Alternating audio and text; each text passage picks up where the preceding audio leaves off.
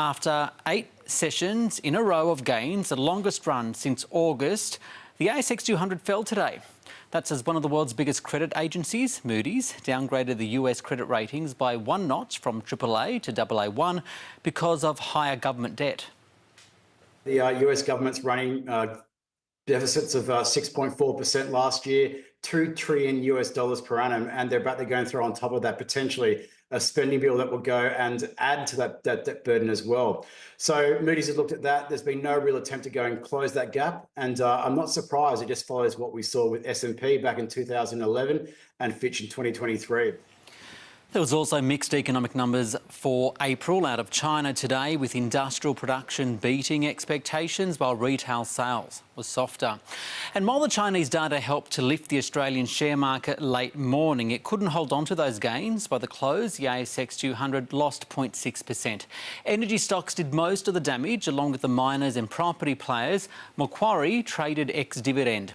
The Australian dollar is a little weaker against the US ahead of the RBA's interest rate decision tomorrow. It's also lower against the other major global currencies. Meanwhile, the recent fall in global oil prices is flowing through to the Bowser. The Australian Institute of Petroleum says the national average for a litre of unleaded fuel fell almost 5 cents last week to a multi-year low. A compensation hearing is underway in the federal court for what unions are calling the biggest illegal sacking in Australian corporate history. The Transport Workers Union is calling for a maximum penalty of $121 million to be imposed against Qantas for illegally outsourcing 1,800 ground workers in 2020. That's in addition to the $120 million already being administered to those impacted employees. A near 5-year legal battle, today nearing its end. Australia's largest airline fronting federal court over its illegal sacking of over 1,800 workers. It affected family. I was isolated.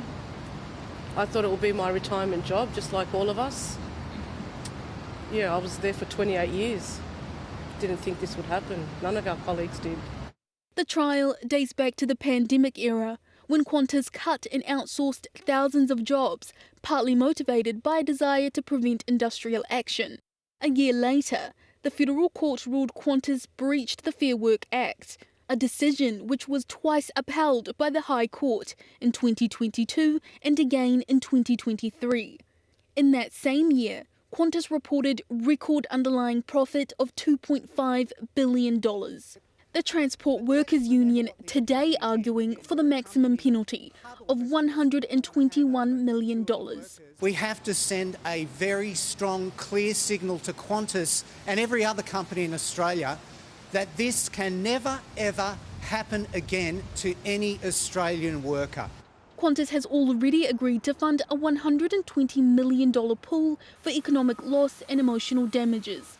Qantas's people manager today apologising for the airline's actions, but it's too little, too late for some. I've got colleagues that have lost houses and been divorced. I've got friends who are badly troubled, and we talk. I've got other friends I work with who won't speak about it. Analysts agreeing accountability is paramount. It's time for Qantas to do the decent thing and pay a penalty for having done this illegal outsourcing. A decision which is expected to be made later this week. Asha Abdi, SBS World News. The competition regulator says it is considering allegations made by Vodafone owner TPG Telecom about the geographic reach of rival Telstra's mobile coverage. Telstra boasts the largest Australian network of any provider by 1 million square kilometres, a range that Vodafone alleges is overstated by up to 40%. It also claims it's based on a measure of signal strength obtained with specialised equipment like an external antenna, and not what a customer would receive when operating a mobile device outside. The complaint, experts say, creates an opportunity for the ACCC to standardise coverage claims. Benefit for the consumer is better clarity, more honesty, and a better way to compare the players between each other if you have to make a decision, and particularly in this situation, if you have to make a decision about coverage, where you are in the country, and particularly regional and rural areas, of course, are more affected by this.